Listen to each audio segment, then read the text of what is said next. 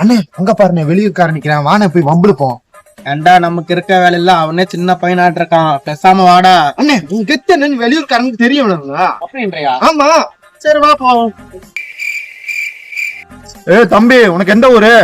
தம்பி, தங்கச்சி, சித்தப்பா, பெரியப்பா, அப்பன், தாத்தா எல்லாம் இதே ஊர் தான். உனக்கு இருண்ணே. ஏய் தம்பி, இங்கெல்லாம் நிக்க கூடாது. இங்க நிக்க கூடாதா? சரி, இங்க நிக்கிறேன்.